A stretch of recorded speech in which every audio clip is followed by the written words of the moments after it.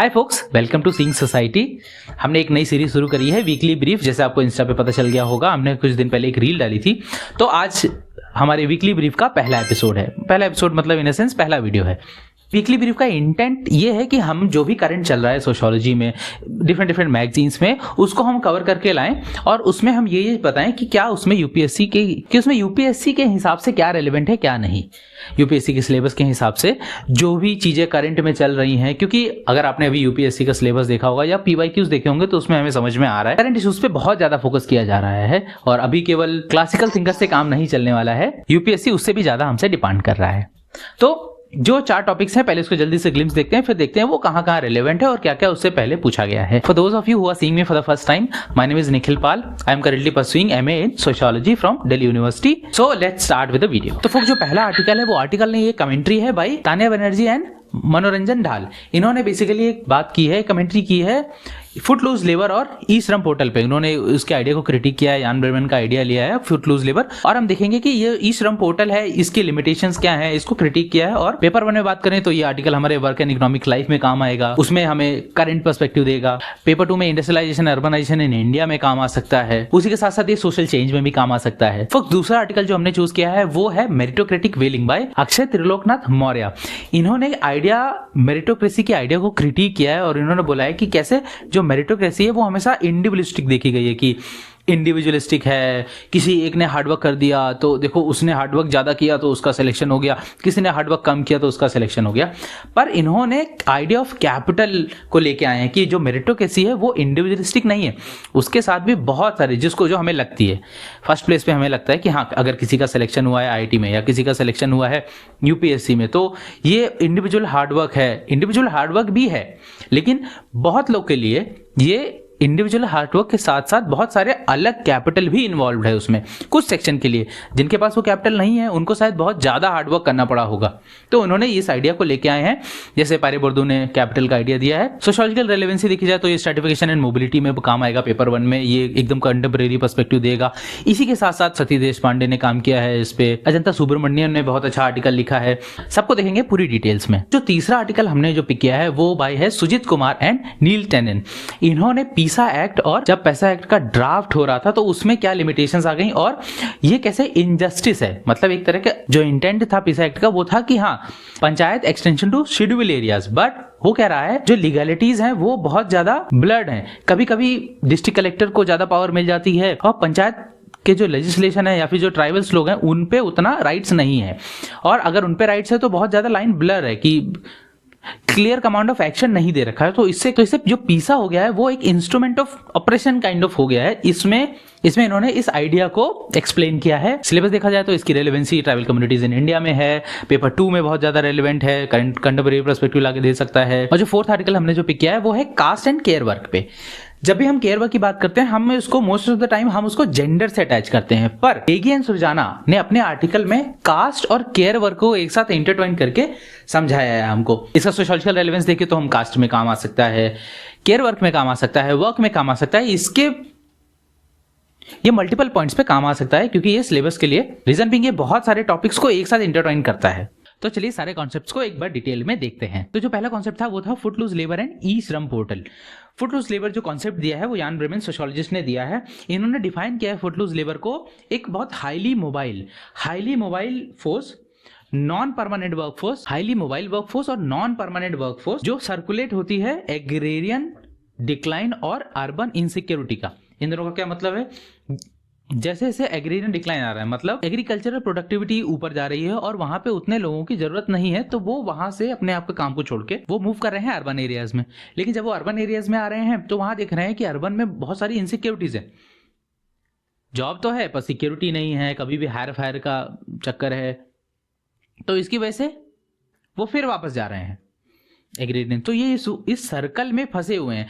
इसी को यान ब्रेमन ने बोला है फुटलूज लेबर। उन्होंने पुश फैक्टर की भी बात करी है कि एग्रीरियन जो डिक्लाइन है वो पुश कर रहा है और जो अर्बन इनसिक्योरिटी है वो फर्दर पुश कर रही है, तो एक साइकिल बनती जा रही है। उन्होंने बोला है द साइकिल ऑफ प्रिकैरिटी। जैसे ये जो क्लास है, ये जो हाईली मोबाइल वर्कफोर्स है, ये kind of reserve army of labour है। रिजर्व आर्मी ऑफ लेबर का क्या मतलब है? जब आपको कोई एक्स्ट्रा काम आ जाए या जब जब आपको ज़्यादा लेबर की रिक्वायरमेंट हो, तो ये जो वर्कफोर्स है जो पहले एग्रीकल्चर में थी वहाँ से डिक्लाइन हुई और मूव कर रही है अर्बन एरियाज़ में या फैक्ट्री एरियाज़ में, तो आप इनको यूज़ कर सकते हो। आप जैसे मान लो किसी एरिया में कम लेबर थे, अभी वहाँ पे माइग्रेशन हुआ और ज़्यादा लेबर आ गए। अब फैक्ट्री ओनर को वेजेस बढ़ाने की ज़रूरत नहीं है सेम काम करवाने के लिए, क्योंकि अभी डिमांड ज़्यादा है और काम की सप्लाई कम है, तो हो सकता है वेज गिर जाए और या फिर वेज स्टेगनेंट रहें और काम ज़्यादा निकल जाए। तो ये कॉन्सेप्ट है रिजर्व आर्मी ऑफ लेबर का, और इसको मार्क्सिस्ट लेंस से हम ऐसे देख सकते हैं। दूसरा एक कॉन्सेप्ट है गाय स्टैंडिंग का, जिसको बोलते हैं प्रिकैरियाइजेशन। तो गाय स्टैंडिंग का जो कॉन्सेप्ट है वो है प्रिकैरिएट, और जो ये प्रोसेस है इसको बोलते हैं प्रिकैरियाइजेशन। इसका मतलब ये है कि ऐसी क्लास का राइज हो रहा है जो हाईली अनस्टेबल है और जिनको सिक्योरिटी नहीं है उतनी, जिनको एम्प्लॉयमेंट की सिक्योरिटी नहीं है, हेल्थ सिक्योरिटी नहीं है, तो ये राइज ऑफ क्लास हो रहा है, जो प्रिकैरिएट क्लास, जिनको गाय स्टैंडिंग ने बोला है इनको प्रिकैरिएट क्लासेस। अगर आप आर्टिकल को ध्यान से देखेंगे तो उसमें बहुत सारे डेटास भी दिए हैं। 2011 का सेंसस का सर्वे यूज किया गया है, जिसमें उन्होंने दिखाया कि जो ज्यादातर माइग्रेशन हो रहा है वो इंटरनल माइग्रेशन हो रहा है, 500 to 550 किलोमीटर के अंदर ही हो रहा है, जो साइक्लिकल माइग्रेशन हो रहा है फुटलूज लेबर का। और इन्होंने बताया कि कैसे ये जो फुटलूज लेबर क्लास है ये कैसे सिस्टमैटिकली एक्सक्लूड हो रही है। मतलब जब ये नई जगह जा रहे हैं तो यहाँ इनको बेसिक राइट्स मिलने में बहुत मुश्किल आ रही है, जैसे वोटिंग राइट्स में फिर इनको बैक एंड फोर्थ ट्रेवल करना पड़ रहा है, हेल्थ उतना ठीक नहीं है, हेल्थ राइट्स नहीं है, सैनिटेशन की प्रॉब्लम है। जब आप किसी नई जगह जाओगे और आप फुटलूज लेबर हो तो ऑफकोर्स आप माइग्रेट अपने कैपिटल के साथ नहीं कर रहे हो, आपके पास कैपिटल है नहीं माइग्रेट करने के लिए, क्योंकि आप मोस्टली जॉब या और बहुत सारे पुश फैक्टर के साथ, केवल इकोनॉमिक फैक्टर नहीं, और भी जैसे कोई सोशल डिक्लाइन, और केवल इकोनॉमिक फैक्टर से आप माइग्रेट नहीं कर रहे हो, और भी बहुत सारे फैक्टर हैं जो क्यूमुलेटिवली आपको migrate at the last verge पे आपको माइग्रेट करवा रहे हैं। क्यों? क्योंकि आप फिर से वही साइकिल में फंसे हुए। तो इससे आपका हो क्या रहा है, आपको बेसिक राइट का बहुत सिस्टमैटिकली एक्सक्लूशन हो रहा है। आपको वोटिंग राइट्स में दिक्कत है, हेल्थ और सैनिटेशन प्रॉब्लम फुटलूज लेबर को देखनी पड़ रही है। बैनर्जी एंड डाल ने इसको ई श्रम पोर्टल से कनेक्ट किया है। जो ई श्रम पोर्टल का इंटेंट था वो था कि हम जो ये लेबर जो माइग्रेट कर रहे हैं इनको हम किसी एक डेटाबेस में ले आएंगे जिसका नाम है national database of unorganised worker. पर इसमें भी बहुत सारी दिक्कतें हैं। ई श्रम पोर्टल बनाने का जो इंटेंट था वो था एक डेटाबेस बनाना है सारे अनऑर्गेनाइज्ड वर्कर का। पर एक्चुअल में हुआ क्या, ई श्रम पोर्टल के भी बहुत सारी कमियां रह गई। ढाल और बैनर्जी ने इसी कमियों को ही डिस्कस किया है इस आर्टिकल में। पहली कमी है डिजिटल डिवाइड की।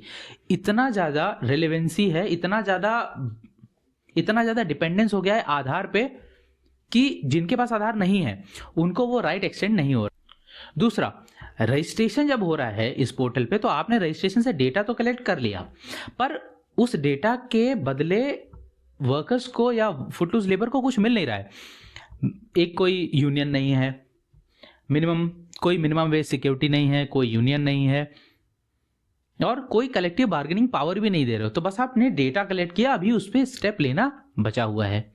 और जो तीसरी प्रॉब्लम डालो बैनर्जी ने बताई है वो है स्ट्रक्चरल फ्लो की। मतलब ये जो आपने स्कीम निकाली है इससे जो रूट कॉज है फॉर्मल डॉक्यूमेंटेशन का, एम्प्लॉयर रिलेशंस का, ये नहीं सॉल्व हो रहा है। आपने ये केवल एक्सेस दिया है, लेकिन अभी ये जो मेन प्रॉब्लम है वो बची हुई है। तो ये था आर्टिकल 1 फुटलूज लेबर और ई श्रम पोर्टल, जो दाल और बैनर्जी ने अपने आर्टिकल में डिस्क्राइब किया। रियल आर्टिकल को एक्सेस करने के लिए आप हमारे डिस्क्रिप्शन में जा सकते हैं, वहां पे हम सारे आर्टिकल्स का लिंक दे देंगे, आप वहां जाके खुद भी पढ़ सकते हैं। नेक्स्ट आर्टिकल में बढ़ने से पहले अगर आपको ये वीडियो पसंद आ रहा हो तो इसको लाइक कर दीजिएगा। अगर आपको कुछ भी डाउट हो तो आप कमेंट कर सकते हैं, हम सारे कमेंट्स का रिप्लाई करेंगे। और अगर आपको कोई भी आर्ग्यूमेंट ठीक ना लगा हो या अगर आपको कोई भी आर्ग्यूमेंट में हल्का सा डाउट हो तो भी आप उसको कमेंट करके पूछ सकते हैं। जो नेक्स्ट आर्टिकल है वो है मिथ्स ऑफ मेरिट।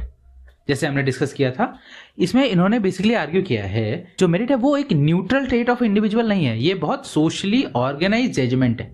मतलब it is more social than individual. इसका बेसिकली सिंपल वर्ड्स में मीनिंग ये हुआ कि जब हम आप मेरिट बेस्ड सिलेक्शन देखते हैं तो वो जो मेरिट बेस्ड सिलेक्शन होता है उसके पीछे बहुत सारा सोशल कैपिटल भी इन्वॉल्व होता है। तो जो मेरिट है वो बेसिकली कन्वर्जन है। तो ये बेसिकली एक कन्वर्जन ऑफ, जो मेरिट है वो फैसिलिटेट कर रहा है कन्वर्जन ऑफ सोशल कैपिटल और different forms of capital through institution into merit. मतलब ये लेजिटिमाइज करने का तरीका है जो कि आपने बहुत सारे कैपिटल बाई पायरे बुर्दू का एक कॉन्सेप्ट है जिसमें उन्होंने डिफरेंट टाइप्स ऑफ कैपिटल के बारे में बताया है अभी ये एक नेक्स्ट वर्जन है उसका कि ये जो कैपिटल है इसको कैसे ट्रांसफॉर्म किया थ्रू इंस्टीट्यूशन ऑफ मेरिट, और कैसे हमने इसको लेजिटिमाइज कर दिया और हमने ऐसे दिखाया कि ये केवल इंडिविजुअलिस्टिक है। मतलब मेरिट जो है वो किसी इंडिविजुअल के हार्डवर्क से आई है, पर उसके साथ बहुत सारे कैपिटल भी इन्वॉल्व है। इन्होंने इस एरिया को एक्सप्लोर किया है। इसी के साथ साथ जैसे मैंने पहले बात किया, अजंता सुब्रमण्यम ने इस पे काम किया है और सतीश देशपांडे ने भी इस पे काम किया है। जैसे पहला फैक्टर है एक स्टडी की जिसमें 2 सेम टाइप के resume, everything was same but दोनों में कास्ट का फर्क था। तो उस कास्ट के फर्क से अगर, और ऐसे बहुत सारे रिज्यूम्स को हमने डिफरेंट कंपनीज में भेजा ऑथर ने, तो उन्होंने क्या पाया कि जिस कास्ट का बाकी क्वालिफिकेशन में कोई फर्क नहीं था, लेकिन जिसमें अपर कास्ट था या जिसमें हमने लास्ट में upper caste, so called upper caste को यूज किया था, उसमें उनको ज्यादा कॉलबैक्स आए। और जिन्होंने सेम सीवी में अगर जिसमें लोअर कास्ट का सरनेम यूज हुआ है उसमें उतने कॉलबैक्स नहीं आए। तो ये एक तरह से हमें डिफाइन करता है कि जो प्राइवेट स्फीयर में है उसमें भी कास्टिज्म है, प्राइवेट कंपनीज में भी कास्टिज्म है। और ये स्टडी है, अगर आप चाहेंगे तो लिंक मैं उसका लगा दूंगा नीचे, आप उसको जाके पढ़ सकते हैं। और भी बहुत सारे फैक्टर हैं, जैसे बहुत सारे एरियाज में, जैसे किसी असिस्टेंट प्रोफेसर की या फिर किसी भी ऐसी जॉब जहाँ पे इंटरव्यू बेस्ड सिलेक्शन होता है, तो वहाँ पे क्या होता है, बहुत सिस्टमेटिकली बोल दिया जाता है कि नो सूटेबल कैंडिडेट फाउंड। तो इन्होंने एक ओवरऑल आर्ग्यूमेंट दिया कि जो लार्ज स्केल एक्सक्लूशन हो रहा है इसमें हो क्या रहा है, बहुत सारी पोस्ट वेकेंट है, लेकिन वही उनके स्टैंडर्ड क्राइटेरिया को रिलैक्स नहीं किया जा रहा है, उसके बिहाफ पे बहुत सारी पोस्ट वेकेंट ही रखी जा रही हैं। और ये जो स्ट्रक्चरल इनइक्वालिटी है इसको एक तरह से वेल किया जा रहा है इंडिविजुअल कॉम्पिटेंस और इनकॉम्पिटेंस पे। तो अक्षय त्रिलोकनाथ मौर्य ने ये पॉइंट्स दिए हैं जो कि यूपीएससी के लिए बहुत रेलेवेंट होने वाले हैं। तो चलिए इसी के साथ मूव करते हैं थर्ड टॉपिक पे। तो जो हमारा तीसरा आर्टिकल है वो बात करता है सबवर्टिंग सेल्फ रूल की। तो जो पीसा एक्ट है, पीसा एक्ट का जो इंटेंट है हमारा वो था कि हम ट्राइबल्स को सेल्फ रूल के लिए उनको सेल्फ रूल देंगे, वो जो चाहेंगे वो अपने हिसाब से गवर्न कर सकते हैं। पर एक्चुअल में हुआ क्या, एक्चुअल में ये जिस आर्टिकल में इन्होंने आर्ग्यू किया है कि ये जो लीगल राइट्स हैं, ये राइट्स की बाउंड्री इतनी ब्लर की गई है कि डिस्ट्रिक्ट जो अल्टीमेट पावर किसके पास है वो ज़्यादा डिसाइड नहीं हो पा रहा है। क्यों? क्योंकि कभी कभी डिस्ट्रिक्ट कलेक्टर है, कभी कभी ग्राम सभा के पास पावर ज़्यादा देती है, कभी कभी डिस्ट्रिक्ट कलेक्टर उसी पावर को एक्सप्लॉइट करते हैं। तो जो क्लियर कट बाउंड्री है वो लेजिस्लेशन, ड्राफ्ट लेजिस्लेशन में नहीं दी गई है। और इससे अल्टीमेटली हो क्या रहा है, इससे अल्टीमेटली हो रहा है जो स्टेट है, स्टेट एक टाइम पे सेम टाइम पे ट्राइबल राइट्स की भी रिस्पेक्ट कर रहा है, पर सेम टाइम पे वहां के रिसोर्स भी एक्सप्लॉइट कर रहा है और उसके रिसोर्स पे कंट्रोल भी कर रहा है, जो कॉन्सिक्वेंस है इन ब्लरी ड्राफ्ट लेजिस्लेशंस का। इस आर्टिकल में मेनली यही था। ये किसके लिए रेलेवेंट है, ये ट्राइबल कम्युनिटीज इन इंडिया, उसके लिए बहुत रेलेवेंट है और उस पर एक करंट पर्सपेक्टिव लाके देता है। सुजीत कुमार टंडन ने झारखंड का एग्जांपल उठाया है कि हाँ झारखंड में ये कैसे हो रहा है। अगर आपको अभी तक ये वीडियो ठीक लगी हो तो आप इसको लाइक कर सकते हैं। आप इसके नोट्स और पीपीटीज के लिए आप हमारे टेलीग्राम पे जा सकते हैं और बाकी कोई भी करंट अपडेट्स के लिए आप इसको सब्सक्राइब कर सकते हैं। आप हमारे इंस्टा पे भी हमको फॉलो कर सकते हैं। जो हमारा लास्ट आर्टिकल है वो बात करता है कास्ट और केयर वर्क की, how they are very intertwined. हम भी जब केयर वर्क देखते हैं तो हम उसको केयर वर्क को एज ए जेंडर्ड इशू ज्यादा देखते हैं। हमने कभी उसको कास्ट से इंटरट्वाइन करके नहीं देखा, या फिर कभी भी देखा होगा तो उसका एक कंटेम्परेरी सोशियोलॉजिकल पर्सपेक्टिव नहीं मिला हमको। इस आर्टिकल में वही चीज की गई है। इन्होंने बोला है कि जैसे आप कौन सा केयर वर्क करोगे ये आपकी कास्ट पे ज्यादा डिपेंड करता है, वरना आपने अक्सर देखा होगा कि जितने भी जो दलित वुमेन्स हैं उनको बहुत most intimate task child caring दिया जाता है, सैनिटेशन, नर्सिंग, ये सब के वर्क दिया जाता है, पर सेम टाइम पे उनको किचन से सेपरेट रखा जाता है, उनको रिचुअली इम्प्योर भी माना जाता है, पर उनसे मोस्ट इंटीमेट टास्क भी करवाए जाते हैं। तो कौन सा आप केयर वर्क करोगे ये आपकी कास्ट पे डिपेंड कर रहा है। इन्होंने एक लाइन बोली कि body is used but the personhood is denied. और इसी के साथ उन्होंने मदरहुड की बात करी कि हमने मदरहुड को ऐसे वैल्यूराइज किया, मतलब मदरहुड को ऐसे बहुत ज्यादा वैल्यू प्रोवाइड किया कि अगर तुम ये स्पेसिफिक टास्क, फॉर एग्जाम्पल अगर एक माँ है और वो गाजर का हलवा बना रही तो ऐसे माँ के हाथ का हलवा, ये है वैल्यूराइजेशन ऑफ मदरहुड। इंडिया में ऐसी भी माएँ हैं जिनके पास रिसोर्सेज नहीं है गाजर का हलवा बनाने के पे। क्यों? क्योंकि वो किसी और के बच्चे को सैनिटेशन, किसी और के बच्चे को केयर वर्क प्रोवाइड कर रही है, तो उनके खुद के बच्चे का केयर टाइम जा रहा है। नंबर दूसरा तो उनका वो वैल्यूराइजेशन नहीं हो रहा, तो एक स्पेसिफिक काम को ही हमने वैल्यूराइज किया है एज अ मदरहुड।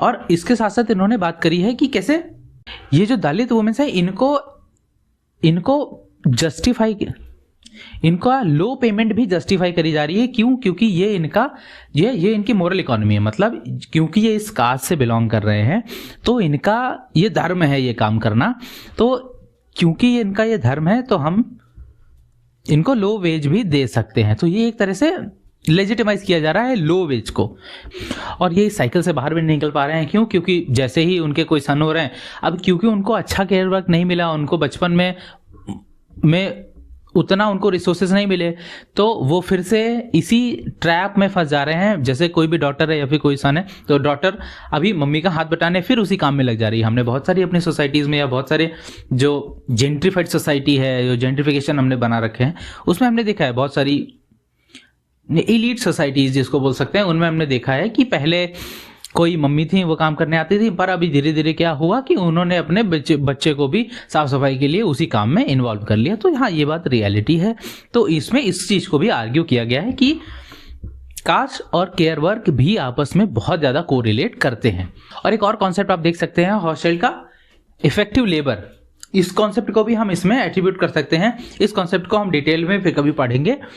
इसका सोशियोलॉजिकल रेलेवेंस भी बहुत वाइड है। आप वर्क एंड इकोनॉमिक लाइफ में यूज़ कर सकते हो, स्ट्रेटिफिकेशन में यूज़ कर सकते हो, कास्ट में यूज़ कर सकते हैं। तो फोक्स, ये थे कुछ करंट टॉपिक्स जो सोशियोलॉजिकली रेलेवेंट थे और मैगजीन्स में आए हुए थे। मिलते हैं नेक्स्ट वीक नेक्स्ट वीडियो में। तो इस चैनल को सब्सक्राइब कर लें, ऐसे ही हम वीकली अपडेट्स लाते रहेंगे। और अपडेट रखने के लिए और भी कुछ भी लेटेस्ट अपडेट रखने के लिए आप हमारे इंस्टाग्राम पे जा सकते हैं। नोट्स और पीपीटीज के लिए आप हमारे टेलीग्राम को भी ज्वाइन कर सकते हैं, वहाँ से आपको इसकी PDF, अगर आपको ओरिजिनल आर्टिकल्स पढ़ने हो तो सबका लिंक हमने डिस्क्रिप्शन में दे दिया है, एक बार जाके वेरीफाई भी कर सकते हैं। अगर किसी का रिस्ट्रिक्टेड एक्सेस हो तो आप बहुत सारे आर्टिकल का इसमें रिस्ट्रिक्टेड एक्सेस होगा, अगर वो हो तो आप कमेंट में बता सकते हैं, तो मैं उसका PDF भी टेलीग्राम पे अपलोड कर दूंगा, आप उससे जाके रेफर कर सकते हैं। तो फोक्स, मिलते हैं नेक्स्ट वीडियो में। तब तक के लिए आप अपनी UPSC जर्नी को स्टार्ट रखिए, सोशियोलॉजी ऑप्शनल तैयार करते रहिए, स्टैटिक मत भूल जाइए। स्टैटिक भी जरूरी है, पर PYQs तो कॉन्टेम्परेरी इश्यूज से आ रहे हैं, लिखना स्टैटिक ही है, बट वो इश्यूज पता होने चाहिए। न्यूज़पेपर को पढ़ते रहिए, PYQs और सिलेबस को भी ध्यान में रखिए।